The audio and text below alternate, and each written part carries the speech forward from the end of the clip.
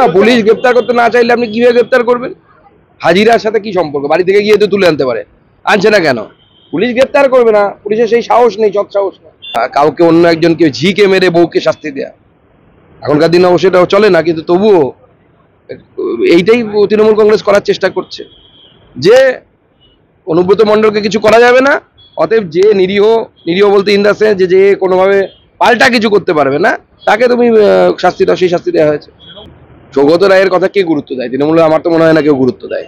আমরা আগেই বহুবার চিৎকার করে বলেছি যে এই সরকারের আমলে এই রাজ্য, বিশেষ করে কলকাতা এবং তার সংলগ্ন বেশ কিছু জেলা, দক্ষিণ 24 পরগনা থেকে শুরু করে উত্তর 24 পরগনা এবং আরো রাজ্যের বিভিন্ন জায়গা, সেখানে পাকিস্তানকে মানে পাকিস্তানপন্থীদের জায়গায় পরিণত হয়েছে, দেশ বিরোধী কার্যকলাপের এপি সেন্টার বা কেন্দ্রভূমি হিসেবে পরিণত হয়েছে, কেন্দ্রবিন্দু হিসেবে পরিণত হয়েছে।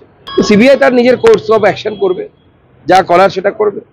এবং অনুব্রত মণ্ডলের মতো লোক সমাজের ভেতরে যত কম থাকে ততই ভালো, জেলের ভেতরে থাকলেই ভালো।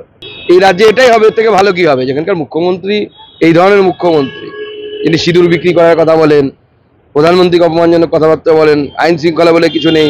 আমি গতকাল ব্যারাকপুরে গেছিলাম, মুখ বধির একটি মেয়ের সাথে রেপ হয়ে গেছে, রেপ এবং মার্ডার হয়ে গেছে, চন্দননগরে রেপ হয়েছে, একের পর এক এই ধরনের ঘটনা ঘটছে। প্রতিবাদ করতে গেলে আপনাকে তৃণমূল কংগ্রেসের গুন্ডারা পেটাবে। না না, আমি তো আগেই বলেছি, যাদের মনে হচ্ছে না যে অনুব্রত লোকটা খারাপ, টিএমসি খারাপ নয়, শুধু অনুব্রত এই ধরনের বক্তব্য রেখেছে, তারা মূর্খের স্বর্গে বাস করছে।